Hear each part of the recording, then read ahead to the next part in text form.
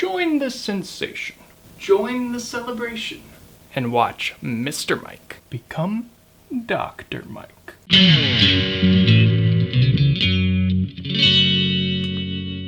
My name is Michael Wilson, and I'm going to talk to you today about visualizations of E&M plane waves. Now, due to current events, this will be a remote defense, and if you haven't used Zoom before, there's a couple of ground rules I think we should lay to make this presentation go as smoothly as possible. It'll be a lot more like watching a video of me presenting this information to you. So it might be a good idea to treat it that way and limit the chat function as much as possible. Now, the chat function is a wonderful place to privately record any questions you have for after the presentation, or if anything's going technically haywire, feel free to chime in on that one. But in general, it's nice not to have a whole bunch of little notifications pinging up at the top, distracting me from what I'm telling you. In the same vein, because it's a little harder to organize some of these things, it'd be a good idea to save the questions till the end. So until then, if anyone watching can keep their mics muted and disable their video, and just sit back and enjoy the presentation.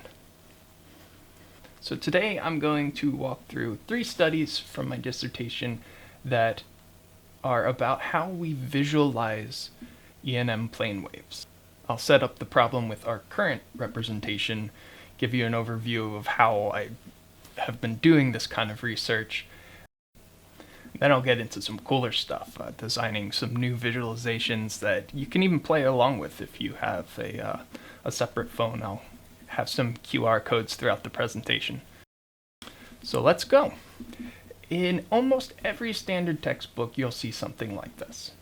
2 sine waves, one representing the electric field, one representing the magnetic field, overlaid on some spatial axes. And when I say almost every standard textbook, I really mean almost every standard textbook, from Surway and Jewett to Halliday and Resnick to G and Coley.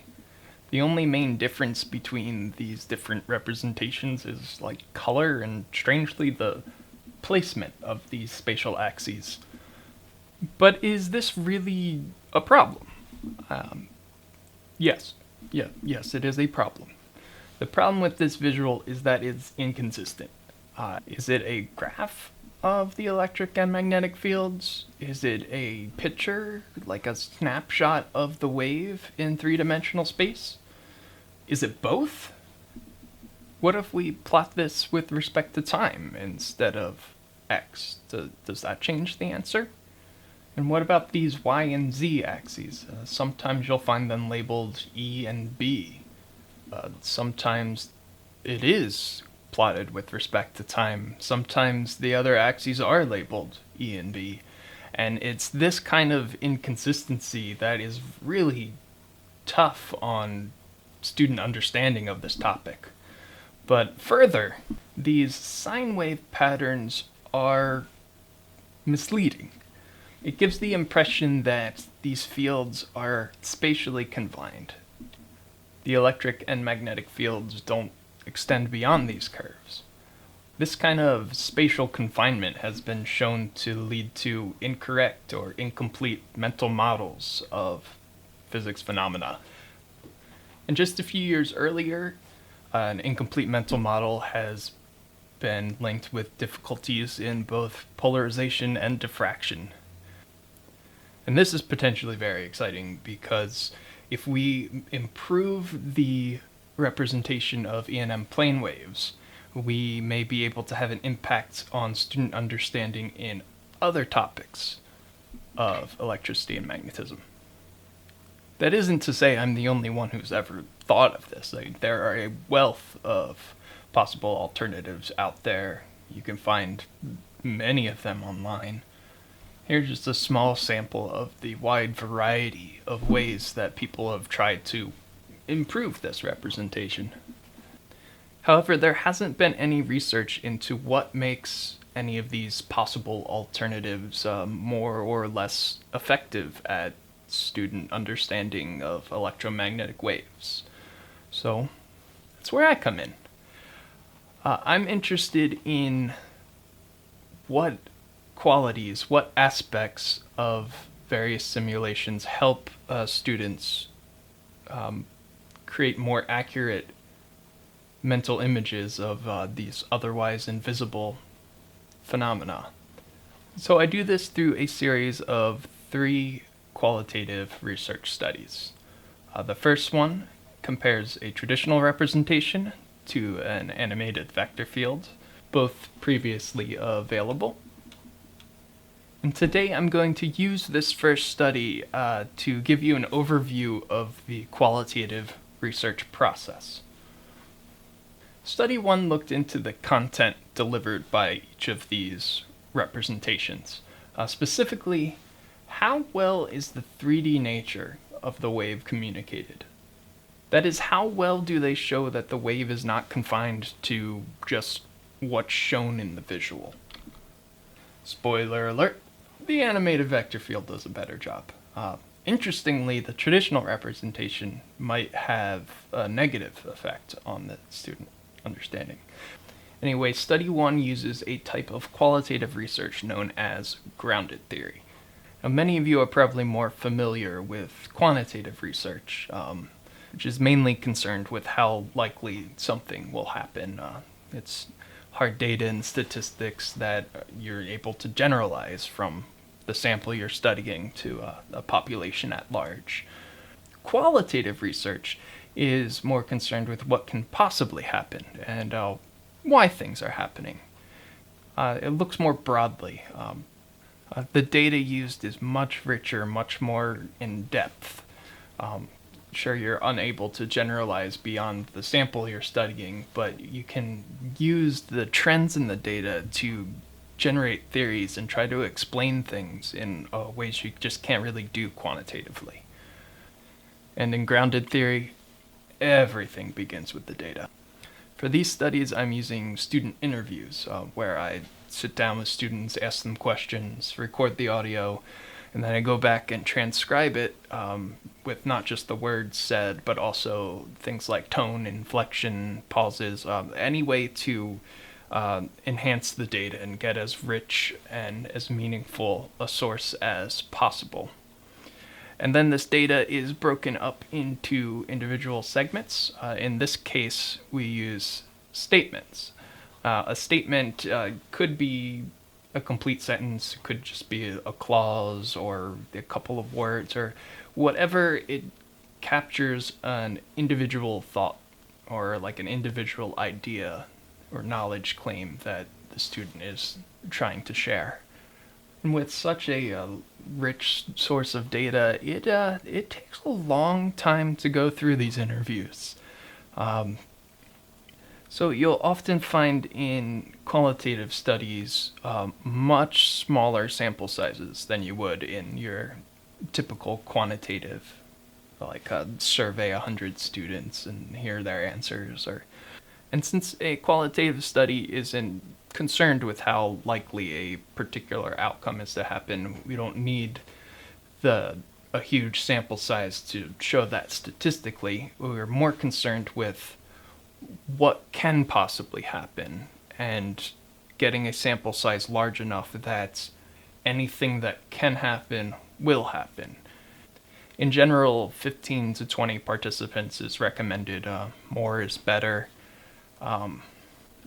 This first study used 15 physics graduate students. I sat them down, showed them the visuals, and asked them to describe in as much detail as possible what is being shown. So after the data is collected and transcribed and it's segmented into individual statements, the next step in a grounded theory study is initial coding. That is, the researcher goes through the data and tags every statement with various tags or codes that describe common themes or topics mentioned. In this case, we went through and coded every statement with any physics topics that the student mentioned, which created these word clouds. Now, if you've never seen a word cloud before, the size of the font is proportional to the frequency it comes up in the data. You can see that students frequently mentioned the electric and magnetic fields, and less frequent everything else. What's interesting here is that, in general, the frequency that these codes were applied were about equal for each representation, with the exception of time-dependent and oscillation. This tells us that there might be something interesting in how the students describe the motion of the wave, which leads us into the next step, intermediate coding. This is where codes are grouped into broader categories that capture more thematically what's going on in the data.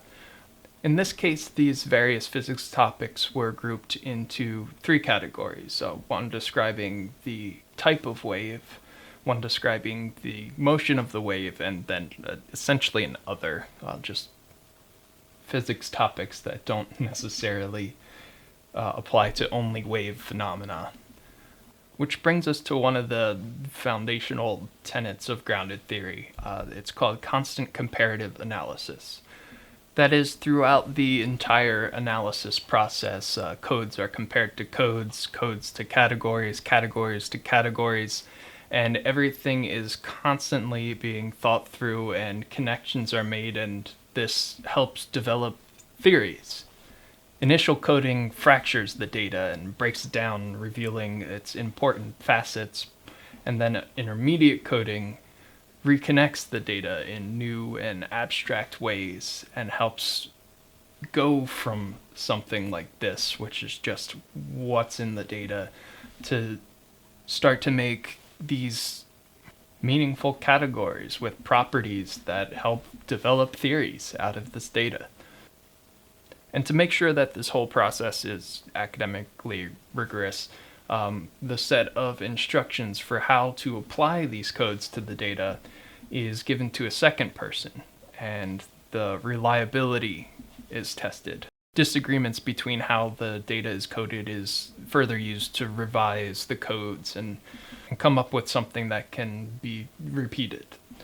The coding instructions for the first study looked something like this. For the wave type category, there were 4 codes: uniform, plane wave, transverse, and other. And I want to focus on this first one because if a plane wave has a uniform wavefront, the student is demonstrating that they fully understand the 3D nature of a plane wave. Similarly, for the wave motion category, if a student notes that the wave is only propagating in one direction, technically that is a complete description of a three-dimensional plane wave with a uniform wavefront. So that we're going to call that the second most important code in the study. And then after the codes are fully defined and applied to every segment in the data, we can start to see trends of how these codes are applied. For example, looking at the 2 most important codes from the last slide, uniform and 1D prop, we can see that the aspect of a uniform wavefront was mentioned by twice as many students when describing the animated vector field. Now, there are plenty of other interesting findings from the study, and I'm happy to go into them in more detail if we have time later. But I wanted to use this study to give you an overview of this qualitative research process, and then we can move on to the more exciting stuff. So, of course, there are many ways to redesign a visual. I showed you all 3 of these earlier on in this presentation, but they have some defining features, some unique aspects that I've identified for further study, and came up with these 3 visual representations. They are as similar to each other as possible, varying only in the key aspect that I wanted to study in study 2. And if you have a spare mobile device on hand, like I'm not currently using my phone, bring up the camera app, hold it right here over the screen, You click on the QR code and it should bring up a folder with every visualization used for Study 2. Feel free to play around with them as I walk you through them. The first one is the dense vector field representation. The dense vector field representation is essentially 25 copies of the traditional in a 5x5 grid.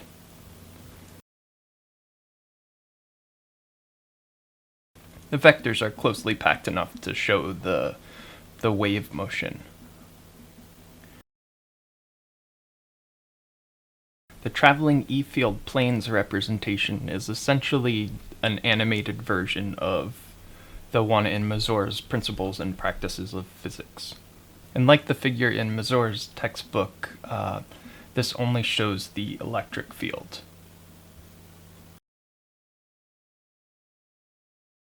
The sparse vector field is my favorite to play with.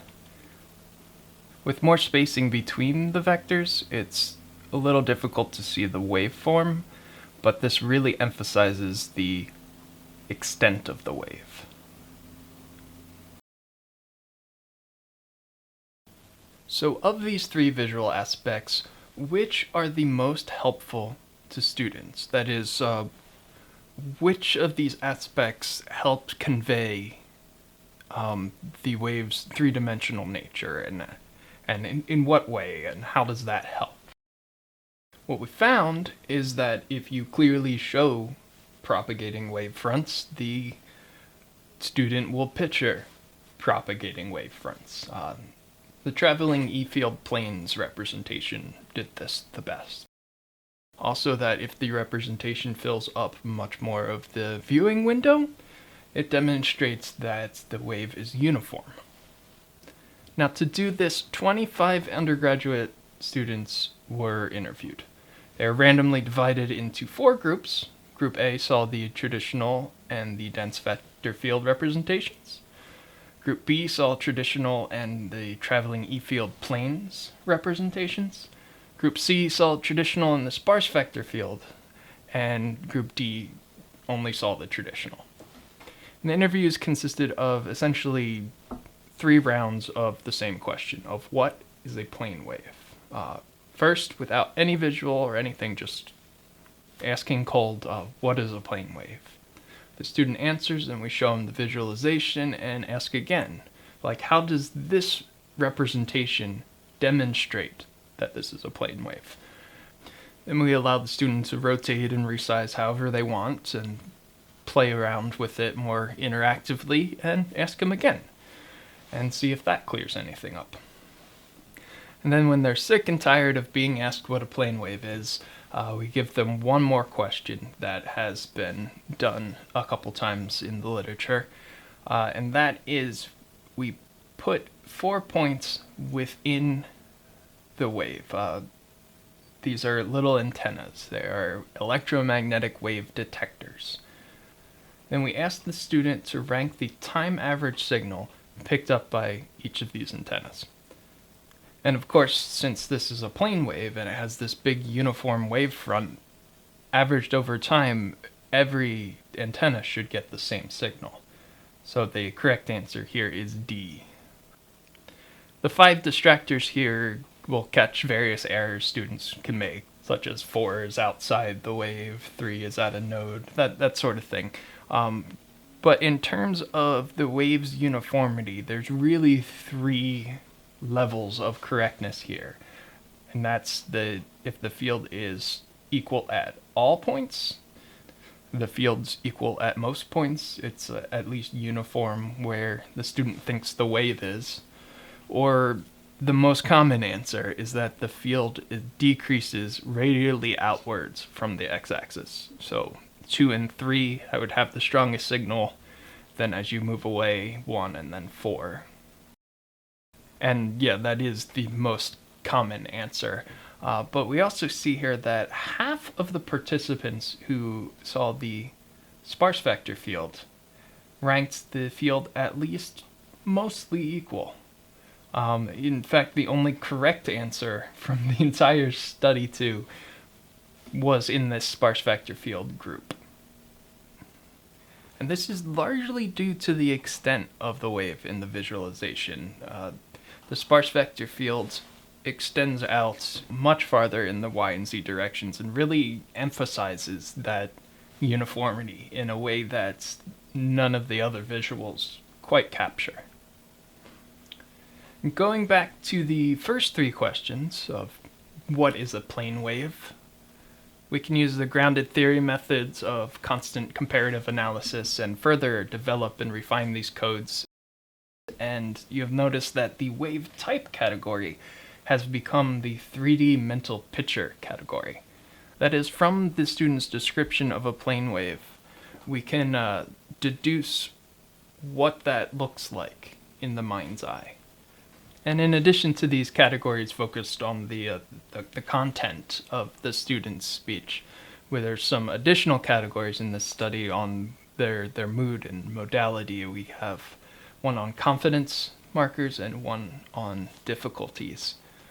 And to keep this presentation from running on forever, we're just going to look at the 3D mental picture and difficulties categories.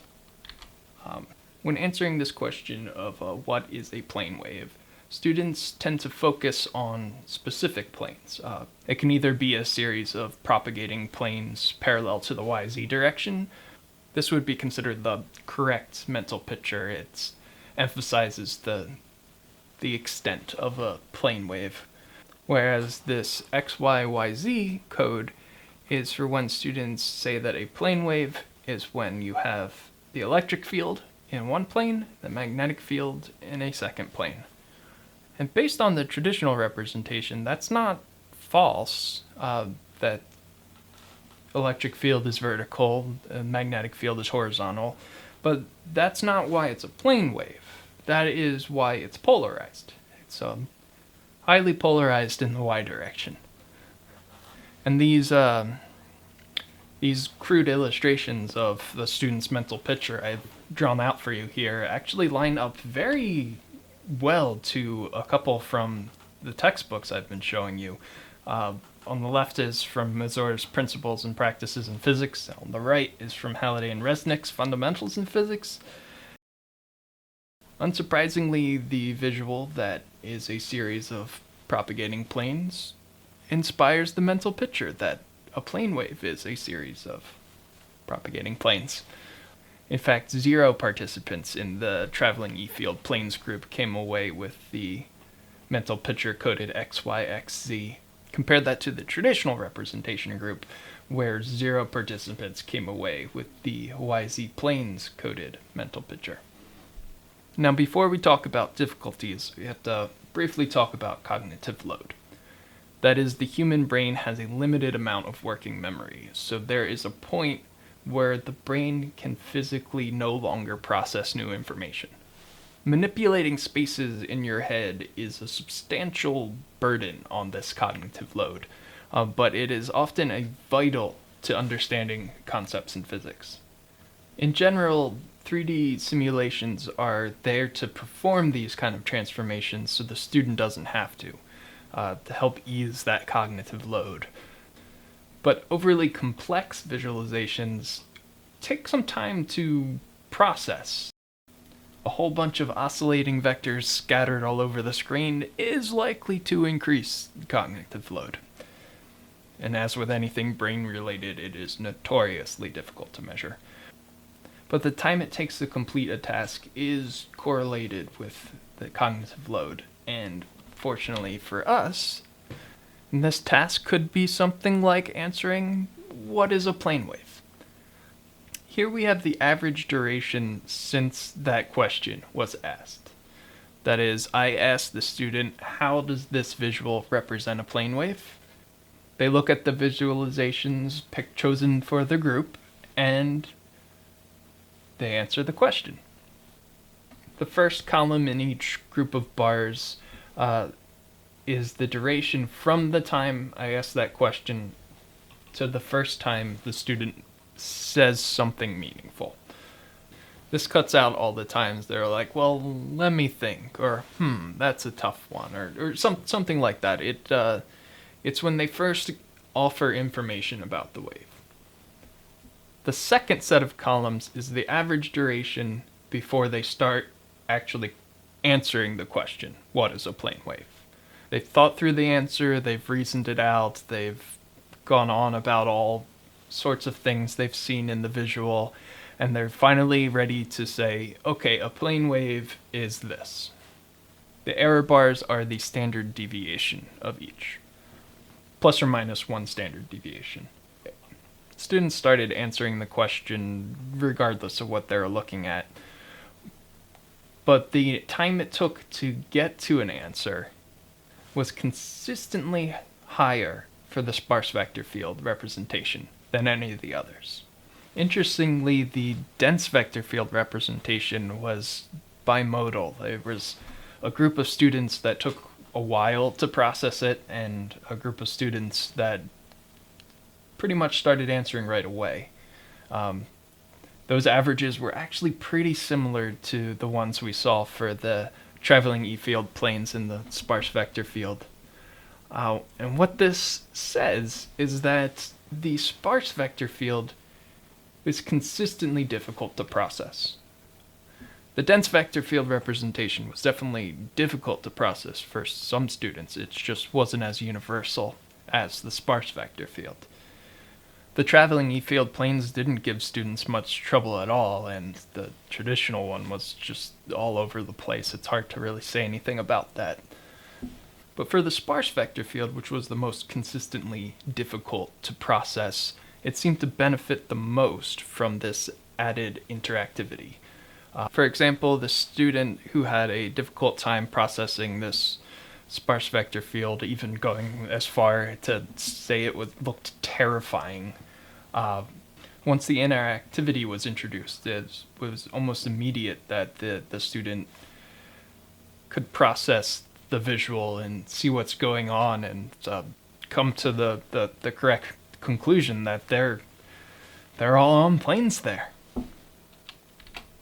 So the big takeaways from this study are that if you're designing a electromagnetic plane wave, clearly showing propagating wavefronts helped inspire the intended mental picture. Showing the wave filling up the entire space demonstrates that it's uniform, and if the visual's more complicated, interactivity can be a powerful tool. So then study 3 investigates a few simulations that clearly show wavefronts, but also fill the entire screen. And again, if you'd like to play with these on your phone while I go through them, here's another QR code. The selectable vector field representation includes one large plane of oscillating vectors, fairly densely packed, with this one little white square that you can move around with the sliders, and it highlights which portion of the wave is visible at a time. This is a way to get a fairly densely packed field of vectors to fill the entire screen. You just can't show them all at once.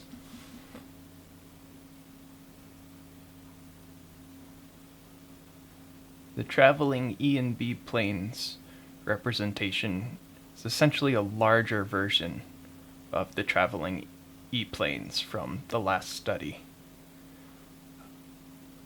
This time it includes both the E and B fields, and added are these alternately colored vectors that both show the oscillation and connect the right and left side of the visual together.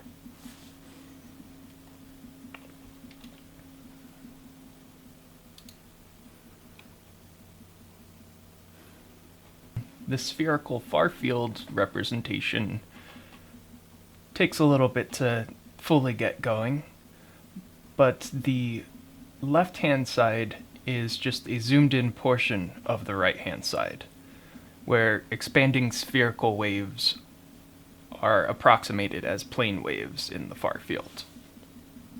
These expanding spherical waves may more intuitively let the student know that it fills up all of space. So when designed around these visual aspects students find helpful, that it clearly shows propagating wavefronts and that it fills up most of the viewing window. The question this study tries to answer is, does that help improve student understanding? And yes, it does. So study 3 used 34 undergraduate student interviews and consisted of 2 rounds of the same 3 questions. Every student was first given a traditional representation and asked a question about polarization, one about field uniformity, and then, why is this a plane wave? Then the 34 students were randomly divided into one of 3 groups, each one seeing one of these visualizations, and asked those same 3 questions. By and large, the codes didn't change very much from studies 2 to 3. There's still a fair amount of comparative analysis going on, but with the exception of a new category detailing the students' polarization reasoning, the coding categories were pretty much the same from study 2 to study 3. And this time we'll highlight the confidence markers category, so we didn't get to go through that yet. That is some of the extra words that a person adds to their sentence can give a glimpse into how confident they are in what they're saying. Words like I'm sure and obviously, definitely, you can tell from strengthen the statement that someone's making, whereas words like, just, kinda, well, I mean, I guess, I think, those show a lower confidence. They weaken the impact of the statement. And since the way someone talks varies so much from person to person, I mean, some student is going to say like every other word, and another's never going to touch it. It's more interesting to look at how an individual's language changes over the course of a study instead of just counting the number of times someone says obviously. We see the traveling E&B planes and the spherical far field representations inspire more confidence. That is, about half of the participants in each group started using more strengthened language when they were describing these computer simulations. That being said, all 3 of these visualizations performed well at inspiring the correct mental picture. That's this first group of bars here. All 3 also show that the wave is uniform. When asked to rank the strength of the electric field at several points in the wave, like with the last study, there were multiple participants in each group that noted that they're all equal. Compare that to the results of study 2, when there was only 1 total correct answer out of 25 participants. At this point, you might point out that the selectable vector field representation has the majority of participants, ranking all the points equal. And I wonder if this might be due to the type of interactivity that this representation used. It was the only one with sliders, and remember the slider moved around the white square, highlighting different parts of the wave to be visible. That ability to move a portion of the wave relative to some fixed point, it might better show that the wave doesn't vary, that it is uniform. Unfortunately, this feature turned out to be problematic. Although each student was directly told that we were just highlighting a portion of the wave, one student directly noted that they thought of the square as an aperture. Like, the rest of the wave is suppressed. I think of it like a slit in a hole. This is problematic because that is not how an aperture works. This violates Huygens' principle that the wave should be spreading out if that were the case. And if the whole point of this research is to give students a more correct mental picture of electromagnetic waves, introducing Such a misconception with diffraction would not be a good thing. I would say that this point alone completely invalidates this representation as an educational tool. It's problematic. So if we limit things to just the traveling E&B field planes and the spherical far field representations, there is a striking commonality. Each representation contains large traveling planes, which begs the question if the curves in the traveling E&B field planes or the expanding spheres in the spherical far field representations are important to include at all. I mean, large planes by themselves clearly show propagating wave fronts, and they show the wave filling up the majority of the viewing screen, which are both of the criteria from the second study. So how does a second representation affect understanding? Are these curves helpful or distracting? Are expanding spheres helpful or distracting? For the more complex visualizations, interactivity has been helpful, but is it possible to simplify things to the point where interactivity is optional? And if so, then should we include it at all? The main difference between the traveling planes in each one of these representations is whether or not there are some oscillating vectors, the alternate colored ones there in the traveling E&B field planes representation. And students didn't have a hard time processing this visual, but nearly every visualization that they had trouble processing and taking in included a large amount of oscillating vectors. That tipping point where vectors increase cognitive load beyond the capacity of an average student would have implications on a wide range of visualizations in physics. We use vectors for a lot of things. And does that answer change with additional visual aspects like traveling planes or expanding spheres?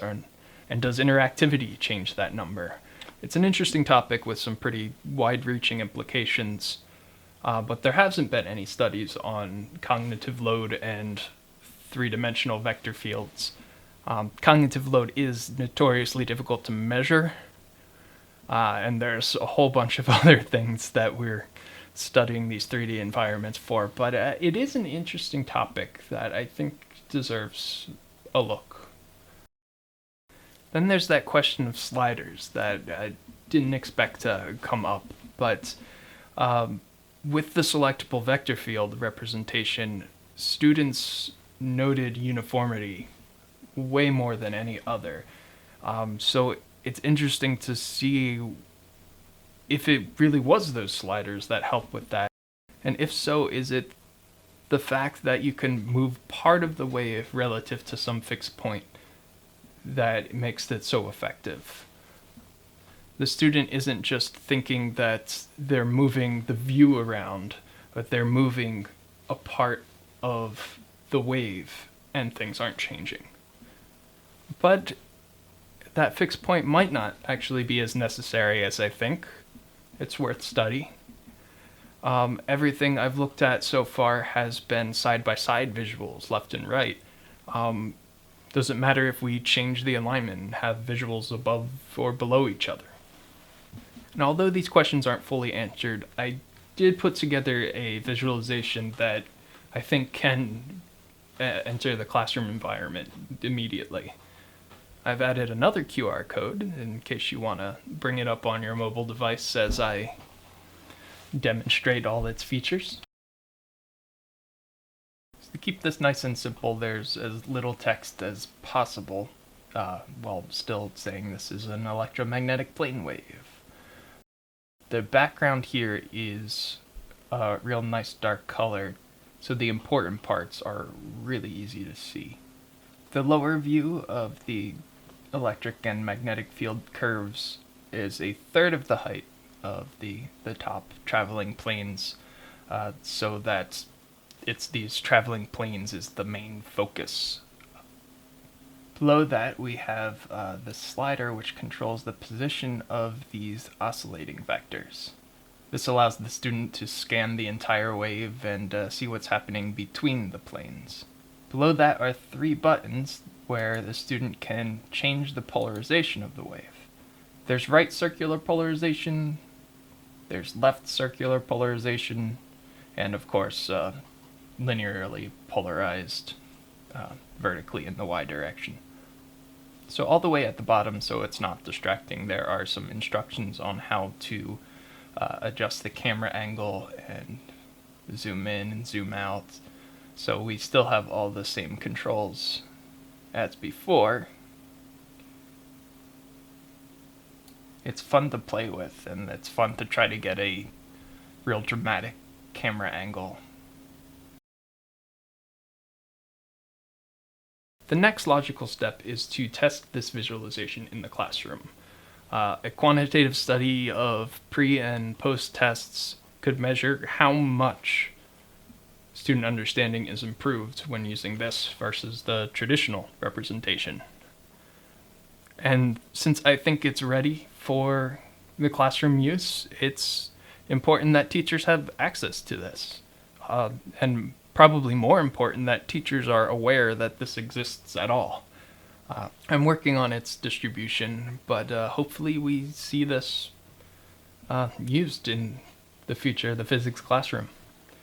Anyway, if you weren't scanning all the QR codes, you can find all the visualizations that I used for every study at this address, which strangely, if you don't put that slash at the end, the link won't work. Not sure why, but just roll with it.